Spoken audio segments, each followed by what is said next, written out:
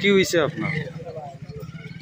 এখানে ব্যবসা সবে দেখরা মানুষ আছে, আমি হঠাৎ করে রাস্তাও করবাইছি মানে 3টা 3:30টার সময় যে গাছলাতে আমার একটা দোকান আছে, সাইকেলের দোকান। আমার কাছে খারাপ ফোন দিছে যে তোমার দোকানটা আগুনে জ্বলে। আমার বাড়ি একটু দূরই, আমি আইতে দেখছি যে আইয়া ফায়ার ব্রিগেড কেন ফায়ার ব্রিগেডে নিমাইছে, তবে নিমাইয়া কোনো ফায়দা হয়েছে না। আমার মানে কিচ্ছু আর করতে পারছি না, সম্পূর্ণ জিনিস জ্বলে গেছে। ক্ষয়ক্ষতি কমানো হইব? প্রায় 2.5 থেকে 3 লাখ টাকার ক্ষয়ক্ষতি হইব। কতদিন ধরে এখানে দোকান দেন? আমি তো প্রায় 7-8 বছর আমার রানিং চলের এই দোকানদারি। নাম কি আপনার? ইমরান আলী। কোন জায়গা এটা? এটা হইলো হীরাছড়া, আমার বাড়ি হইলো পূর্ব ইরানি 5 নম্বর ওয়ার্ড। পুলিশ আইছিল নি? পুলিশ আইছিল।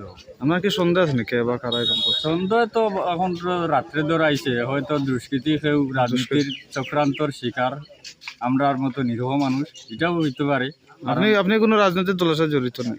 আছি, মানুষ হিসাবে তো যে কোনো দল করতে পারে, তো সবে তো একটা না একটা দল করে, এই হিসাবে আমিও একটা দল করি। কি চাইতেছেন বর্তমানে? বর্তমানে তো আমি প্রশাসনের কাছে মানে আবেদন রাখবো যে আপনারা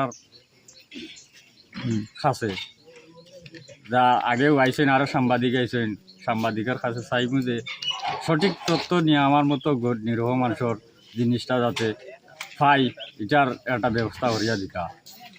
পুলিশ আইছিল না? এটা কোন ধরনের রাজনীতি? আমরা আমাদের মতো নিরীহ মানুষের ঘর বাড়ি দোকানপাট, আমরা এটার উপরে বউ বাচ্চা ফালি, এই দোকানের উপরে নির্ভয় আমরা, কিন্তু সেই দোকানটা আমরা জ্বালাইয়া কি বার্তা দিতে চাইছেন তারা আমরা জানি না। কয়টা দোকান চলছে?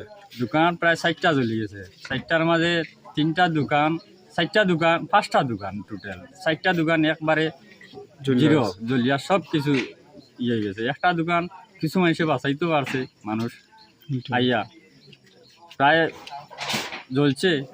ফায়ার ব্রিগেড হওয়ার কারণে, পানি মারার কারণে কিছু বাচ্চা নেই, এটাও বাঁচলো না। বাকিগুলা কিসের দোকান আসলো? বাকিগুলা বসি মাল, স্টেশনারি, এইগুলা দোকান আসলো।